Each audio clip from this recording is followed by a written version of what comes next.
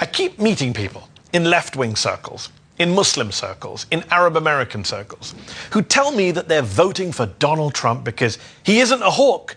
He didn't start any new wars. He killed fewer Muslims than Democratic presidents do.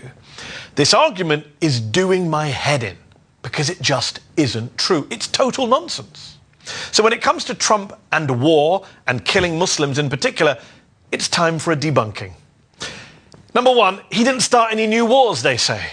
Well, it's not like he didn't try. We just got lucky. In his first year in office, he picked a fight with nuclear-armed North Korea. He called Kim Jong-un Little Rocket Man, called him short and fat, and threatened him with fire and fury. Trump's own Homeland Security officials were so shit-scared that he'd start a major war with North Korea that they had multiple meetings to prepare for a nuclear attack, a North Korean nuclear strike on American soil.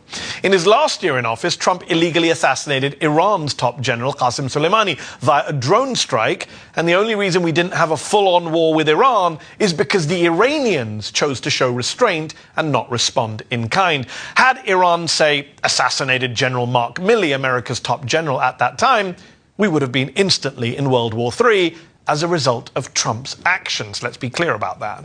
In fact, Milley says Trump wanted to attack Iran after he lost the 2020 election. Trump also reportedly wanted to attack Venezuela. And now for his second term, he's considering airstrikes on Mexican soil.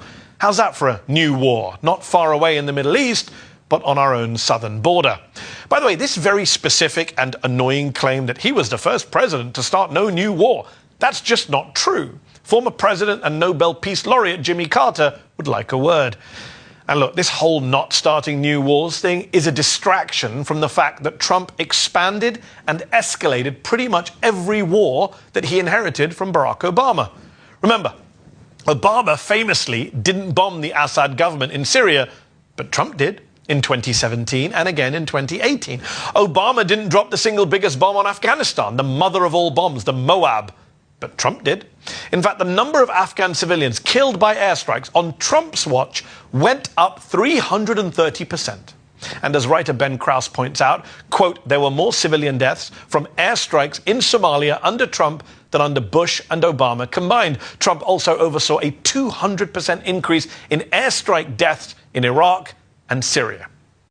Number two, well, at least he wasn't a drone president, they say, like Obama was. Look, Obama was indeed a drone president who killed a lot of innocent people with drone strikes. But you know who was a bigger drone president? Donald Trump. Yeah, you just haven't heard about it because much of our media is a joke and because both Muslims and the left, for some reason, have given Trump a pass on this issue. Here are the facts that you need to know. Donald Trump did more drone strikes in his first 2 years in office than Barack Obama carried out over 8 years in office. In fact, Trump didn't just do more drone strikes, he loosened all restrictions on drone strikes, making it even easier to kill innocent civilians. And it was Joe Biden, for all his sins on Gaza, who came along and almost ended the drone war without much fanfare and without much credit. Number three, well, at least Trump didn't do a genocide like Biden did in Gaza. Yes, he did. Yes, he did. In Yemen. How have we just forgotten the Yemen genocide, with tens of thousands of deaths, thousands of kids killed, and a man-made famine? It started on Obama's watch, yes, but in 2018 it was President Trump who oversaw the Yemen war's deadliest and most violent year up until that point.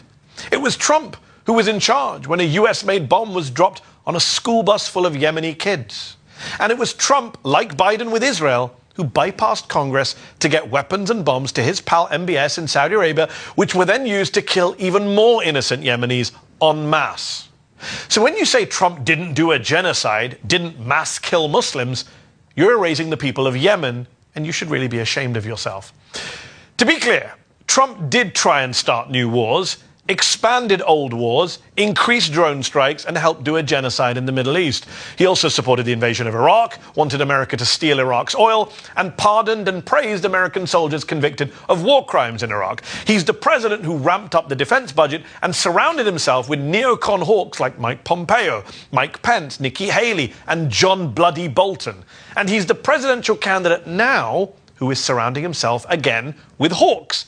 China hawks, who would love nothing more than a new American war with the nuclear-armed People's Republic. So, Donald the Dove? No, that's ridiculous. It's perhaps the biggest, most annoying, and most demonstrable lie in American politics right now. Don't fall for it.